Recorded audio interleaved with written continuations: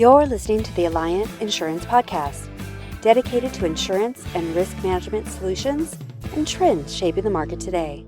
Welcome back to another Alliant podcast. I'm Joe Charles, your host. Today we have a special guest and a special friend, Tommy McNamara, who is an assistant general manager of the Kansas City Royals. Tom is a good friend of mine. We actually went to college together, and we're also on the board at illustrious university, and we get a chance to catch him from time to time. I'm very excited to kind of talk about the path that you've taken from us graduating together to working for a professional baseball organization. And if you could just share with us a little bit about your journey, how you got here, and some of the experiences, that would be amazing. Sure. Well, it was a pleasure being a classmate and friend with Joe in college. But yeah, I graduated from Dominican College in 1988. And that spring, I signed a professional contract to play in the Seattle Mariners organization. After a year in the spring training, I was released and I had to come back and join the real world. So I went back to school. I taught in high school. I coached in a junior college, Rockland Community College in Suffern, New York for 3 years. And I did all kinds of things, ran my own paint company. It wasn't pretty, but a lot of good life experiences. Then I was a Division I grad assistant. And in the middle of that job at Pace University, I was offered a scouting job with the Seattle Mariners. And I took it, and I've been in professional baseball now for 29 years. I started out as an area scout, working the Northeast for the Seattle Mariners. And then I worked as a cross-checker in Florida for the Milwaukee Brewers. Then I did 5 years of professional scouting, which is the big leagues and the minor leagues and international scouting for San Diego. Then I went back to Milwaukee, and then I became a scouting director for the Seattle Mariners for 8 years, and then a special assistant to the GM in Seattle. And now I'm a special assistant to the GM with the Kansas City Royals. This is my third year. So total 29 years. Wow, that's pretty amazing. I was just thinking about some of the players that played with you in college, got drafted. Some of them are still working in a professional capacity, working for major league teams. On the team that you played on, 7 or 8 guys were drafted, right? Yeah, we had 6 guys sign professional contracts in pro baseball, which is rare, especially back then. Dominican College, now Dominican University, was an NAIA school. We played at Schaefer Elementary School in Orangeburg, New York, which had no dugouts. We had a bench with a fence in front of it, but halfway through our season, we'd have 30, 40 scouts at our games. So that field was like Yankee Stadium for us. We didn't care. Believe it or not, my last year at Dominican was 1988. I'm still on a text chain with about 6 or 8 of my former teammates, and we all check in with each other, throughout the year. So we've kept close. Looking back, we made the most of what we had. Best experience I had there were the practices and the off-season work. My teammates really pushed me. I loved playing, but these guys were really competitive. We were competitive amongst ourselves, and that got the best out of my ability. And looking back, I appreciate that. I was in the right spot at the right time. It was amazing watching you guys during that period. I know you guys worked very hard, and that's why you guys had tremendous success. So who were some of the people that influenced your life and your career? Well, I definitely have to start with my older brother, Mike, who was tough on me in any sport I played one-on-one with him, which looking back was a big time positive. Always wanted to please him and get his approval, which made me work harder. My mom and dad, my mom raised 6 kids. My dad was my Little League coach, my Babe Ruth coach. He's an ex-Marine. He was a New York City fireman for 35 years. So come from a competitive athletic family. And then I would have to say Joe Nigro was the scout that signed me for Seattle in 1988. And then after I was released a couple of years later, he kept in touch with me while I was coaching baseball. And he got me an interview for the Seattle Mariners, and I got the job. And we still stay in touch daily to this day. He's a real mentor. And then there was also guys like Bill LaJoy, who was the general manager of the 1984 Detroit Tigers World Series team. Him and I worked together in Milwaukee. I learned a ton from him. He took me under his wing, working for guys like Kevin Towers, the GM in San Diego, Jack Sarincic, who was my boss in Seattle. I could go on and on about the influences. Some of the coaches I had growing up.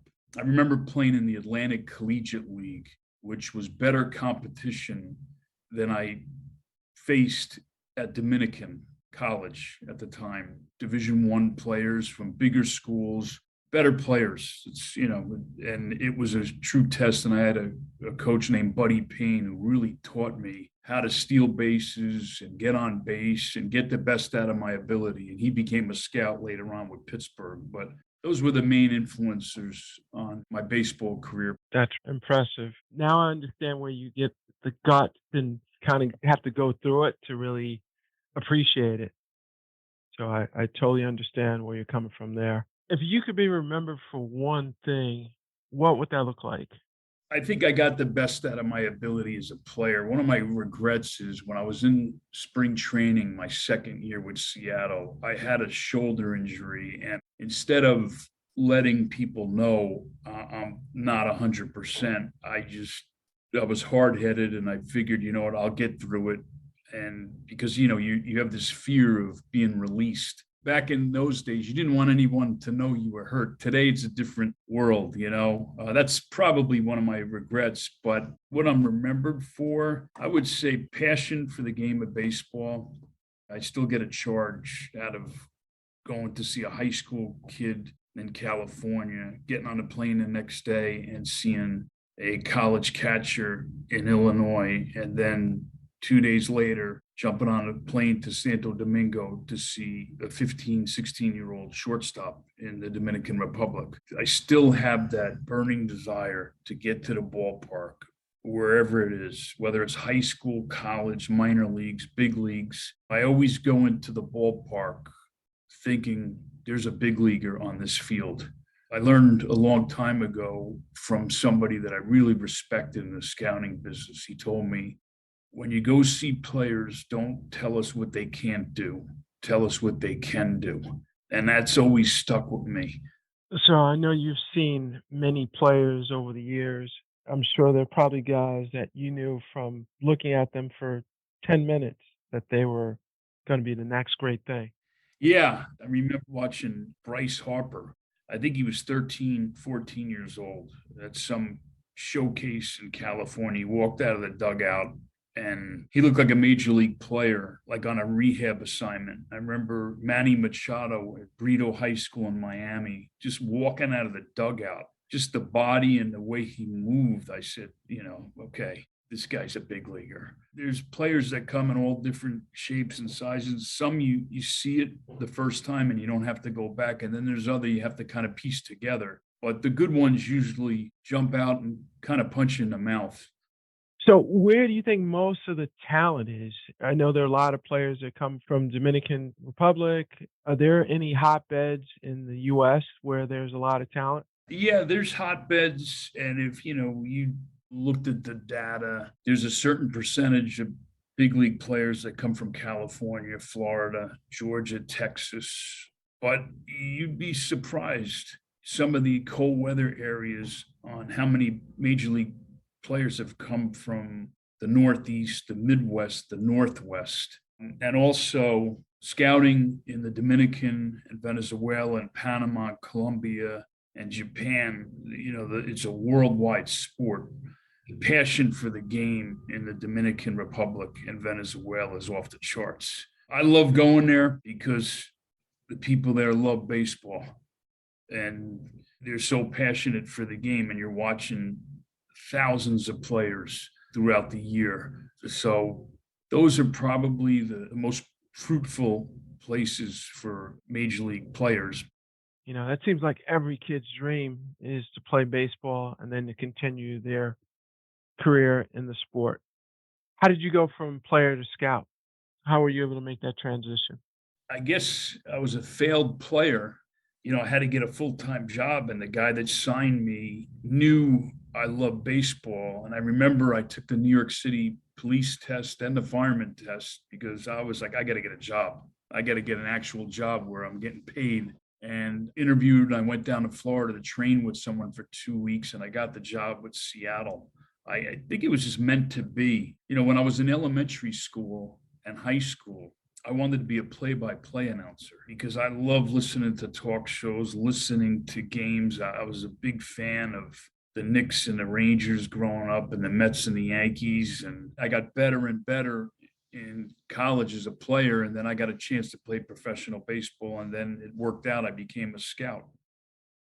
Knowing you the way I do, you could have done a lot of different things. You could have been a great manager. You had a really good understanding of the game, doing some commentary work. You could have gone in a lot of different directions, but I'm happy to see that you're having major success. If you could give advice to your 18-year-old self, what would it be? I think I would have told myself at 18, take your passion for sports on the field into the classroom. I was a soft average student. I'm giving myself a little credit there. Did I apply myself like I should have? Absolutely not. But when I got into college, my last 2 years, coaching staff created work study. And then I remember working as a security guard at night, and I'd have 8 hours and I really didn't have to do much. And I started to do my work. And then I started to get more into school my last 2 years. I should have taken a lot of my drive in sports into the classroom. It would have led to more opportunities. I would have been a more well-rounded person. Tommy, so what advice would you offer to an up and coming player, kids that are hoping to go pro? It's funny, I get asked that all the time. There's high school players that you can just see it when you're around them. You get to know the kid, you watch them play, you get to know their family. They're ready for pro ball at a young age. It's unique, it's rare. I think of players like Mike Trout in high school. Edwin Diaz is another one, a high school pitcher that we drafted in Seattle. He was from Puerto Rico, and his best friend was Carlos Correa. Those guys, they had this air about them that they were ready, and that's what they wanted to do. We have a shortstop with Kansas City named Bobby Witt Jr., and he played the same way. The shortstop for the Yankees, Anthony Volpe, I remember seeing him in Panama on a USA 18 under travel team. Same thing. These guys just had a way about them. That's what they wanted to do. They were focused. And looking back, the enthusiasm they had for playing is the thing that I saw the most in those guys. And then there's other high school, lots of high school kids that are definitely not ready to sign, which is fine. They have opportunity to play college baseball. College baseball has gotten really big over the last 5 or 6 years. So there's players that's something that you have to scout. You have to watch the way the player plays, how he carries himself. You have to get to know them and their families. Some kids are just, they're not ready. And the worst thing you can do, and I've done it, is sign a high school player that you're 70% sure that he's ready. He's such a talented player. He'll figure it out and offer the player and the family, a really nice signing bonus when you have a little doubt that they might not be ready. And there have been a lot of cases where we passed on certain players that we just felt they need to go to college first. They'll be better players and better people by the time they're juniors in college. And, we were right on a lot of those guys. Wow. So if you sign a high school kid, I mean, on average, how many years does it take before they're physically and mentally ready to get called up typically? Depends on the player and the person. Hmm. I remember in Milwaukee, we signed Prince Fielder, Cecil Fielder's son. I look back sometimes after signing Prince out of high school in Florida, he spoiled me a little because I remember taking other hitters, but they weren't on his level. He just was ready from the start and he performed right out of the gate. And I wish all the players could do that. I mean, it was fun watching his box scores. Back then, we didn't really have iPhones and internet. So you'd wake up and you'd look at the box score and it was loud. Then there's other players where you got to go through the peaks and valleys with them at a young age where I've told a lot of pitchers. Remember, Taiwan Walker was with us in Seattle. We signed him out of high school. I remember in the minor leagues, I told him once, listen, don't be afraid to get hit. Don't be afraid of the bat. That's an old school baseball expression, meaning I asked him, I said, when you were in Little League, did you ever fail? When you were in high school, did you ever fail? And his answers were no. And then he got to the minor leagues and he started getting hit for the first time in his life. So that's a big thing with the younger players. How do they handle failure? And with the college players too. It's the first time he's ever failed in something that he's done really well and really easy. And now he's failing for the first time. We had many talks and he just had the right makeup to just make adjustments and keep improving and learn from his failures. And now he's become a really good major league starting pitcher. But he had to go through that at a younger level, which most of the players do. Right. He's a player that I definitely enjoyed watching. I'm a big Met fan. You mentioned Edwin Diaz. There are a few guys that piqued my interest because I've taken this journey, and being a Met fan sometimes can be tough because in the beginning of the season, you're always optimistic. We're going to be better than the Yankees. And then we end up falling apart like right after the All-Star break. That's usually when everything goes downhill. So, but yeah, you recruit a lot of big name players. Must be fun. Well, we had our fair share of misses too. And sometimes it's not meant to be with certain players. Not all of them succeeded. The failure rate is pretty high. That's why you got to spend a lot of time away from home. You have to watch players in the summer and the fall. You have to watch players fail. You have to see them succeed, and then you want to see them meet in the middle too. So you want to see how they handle failure, how they handle success. It's been an interesting journey. And when you're evaluating talent, it's not always easy to kind of get the right read on every player. There may be a kid that shines at a certain level, but then when the bright lights come on and they're playing against a heavier competition level, how will they perform and how do they bounce back from adversity, which is not always easy. Yeah, I remember the first experience that really shook me up in pro ball as a former player was my teammates.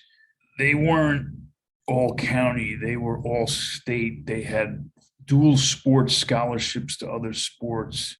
They had resumes of success, guys coming from big schools, big programs, players drafted high.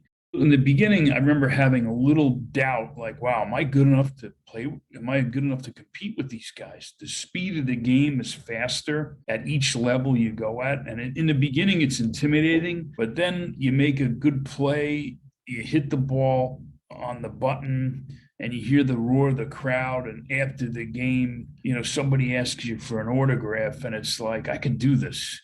I'm just as good as these guys, but you need to have a little success to get things going because it could be intimidating.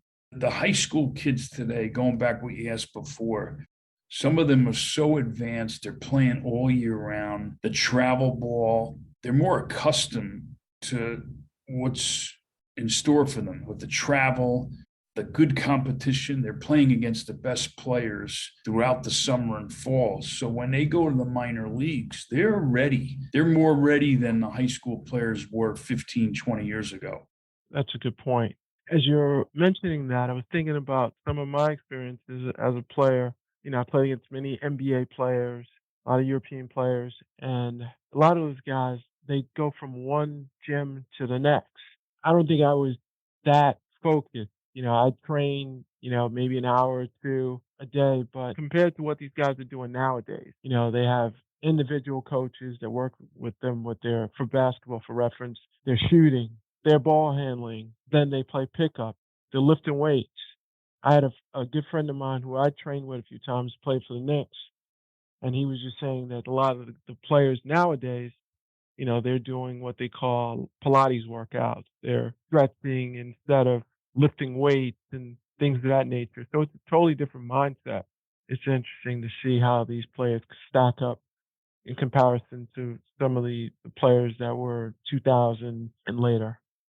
Absolutely. I'm in Columbia, South Carolina right now watching one of our younger minor league teams. And we have high performance people here, nutritionists, trainers, you name it. Everything's much better today. These facilities in the minor leagues are tremendous, and the players are eating better. There's individual strength and conditioning coaching. There's experts in all of these fields. So a lot of these high school players, sometimes I'm amazed with their parents because the parents have to do so much with the travel ball. It's so different than it was. It used to be play high school, play summer ball, and now it's an all year thing. It's business. And, it goes back to the kids that really love it. They love the practice, they love the travel, they love the extra hard work, they love the competition. The games are usually the best part of the whole experience, but that's what we see in the younger high school players that we like as players and people, their enthusiasm. That's the one thing I try to instill in some of our younger scouts, that enthusiasm about the sport at a young age. At the time, I wasn't as experienced as I am now, but you look back sometimes and you're like, hey, what did this kid have that I may have missed? Obviously, you have to have talent, but the will and the enthusiasm for what you're doing is huge. Wow. So let me ask you a question. What's the process? You identify a potential player. I know you guys start very early with a lot of these kids. You identify a talent, you go see him, you talk to him, you talk to his parents, and then what happens from that point on? Well, we have scouts on the ground floor. They're called area scouts. So they're all assigned certain territories in the United States. So our Northeast scout covers Maine to Maryland. He'll put a list together. It's called a follow list. And he ranks those players. And then we have someone who scouts Virginia and the Carolinas. And then we have somebody that's in charge of Georgia, Tennessee, and then we have three guys in Florida. So everybody has a certain area. They put their list together, and then we have cross checkers and supervisors. Those area scouts on the ground floor, their players get cross checked by their supervisors. And then the scouting director, the national cross checker, the special assistant to the GM, like that's what I do. We all go see the top players throughout the country. And then we go into the draft room for 2 to 3 weeks and we put a board together and we rank the players. And, it's constant, moving and going back to see a guy for multiple looks, using all the information that's available today, from the analytics to video to mental skills. And we're out there scouting pure talent and getting to know the makeup of the players. And then we have to prep those players out. And then the draft comes and, where you're picking and who you think might go before you. I found myself watching the movie Draft Day on a plane a couple of weeks ago. I must have seen it 20 times. And there's a lot of reality in that movie. Kevin Costner in the room with all the people, and they all have different roles in the organization. And sometimes the person up at top, they know who they want to take, then you have everybody in that room that could be pulling you in another direction. And my favorite thing about that movie was he took the guy he wanted. It's Hollywood, but there were some things in that movie that really hit home. You put everything you have into going into that draft room with much information, much scouting reports. And then you go in there, it's like being in your living room during Christmas. You just sit there, it's relaxing. You see all the gifts, the trees, set up the board with all the magnets. And it's like being in a clubhouse when you're a player. It's the most comfortable place in the world to be. You're surrounded by baseball people and you're surrounded by baseball operations people, analytical, you name it, and everybody adds their input and you try to come together and make the best decision possible. I start scouting probably around January 20th, and now the draft is in July, so it's a long spring. I report to the scouting director and the vice president, and we try to get as many looks on players as we can, with the weather and matchups, and spend a lot of time in airports. Wow. So do you have any downtime? Sounds like you're working pretty much all year. Yeah, Thanksgiving and Christmas, that's pretty much it. But I think I'm trying to get a little smarter as I get older, where it's good to get home. You really appreciate home when you're out traveling all the time. You want to get back to your family and your friends, and it just feels good to sleep in your own bed. Yeah, it has to be tough. Tough business. Yeah, but you know what? It's not for everybody, but I've been really lucky. 29 years. If somebody told me that I'd be in professional baseball for 29 years, I would have jumped at it. But it goes by fast. There's ups and downs, just like there is with every other job out there. But the highs are really high and the lows are pretty low. And when your team is winning, it's the best. And when you're losing, you wear it. It's tough because you're working together as a group and you're trying your best to make your organization better. And it's tough. It's tough when you don't win. Absolutely. Oh, this is great. I just have one or two more things I wanted to ask you. What is the best compliment you've ever received? And I had to think about that. For most of my life, I believe I've gotten a lot of compliments, but I heard them, I didn't listen to them, and I never just took the time to just really appreciate them. I just kept moving, kept working. But I remember I was in Seattle and I was walking through the runway and we were playing the Chicago Cubs. And Theo Epstein was the president of the Chicago Cubs at the time. And he stopped me and he said, "Hey, congratulations." And I looked at him like, "What do you mean?" And he said, "You and your staff have 7 homegrown players in the lineup tonight against us in the major leagues." I'll never forget that, And I said, "Oh, that's pretty good leadership to go out and give a compliment to someone when you least expect it, And coming from someone like him, it meant a lot. I remember my college coach told me once, "Hey, look, you're not a power hitter. There's not going to be big stories about you in the paper as a player, but you're the oil that makes the machine go here. You're a table setter. You get on base and the other guys knock in. They get all the credit. But without you, we wouldn't be where we were at the time." That meant a lot to me. I think I remember somebody that worked under me about 10 years ago reached out to me and sent me a text and he said, "Hey, listen, I just wanted to thank you for all the times that you read my emails and my texts and either responded by saying, 'Good job, nice work,' or 'Thanks for taking care of this.'" He said that's something that meant a lot to me. And if I ever become, a department head, I'm going to use that. A little thing like that, you don't even realize you're doing it, but that means a lot as you get older. Tommy, I really appreciate you joining me on this podcast. It's been great catching up. Anything that I can do for you, I'm here. And thank you. And we'll speak soon. Sounds good, Joe. Thanks for having me. Thanks, everybody. For more information, join us at www.alliant.com/sports and entertainment. And have a great day. Thank you so much.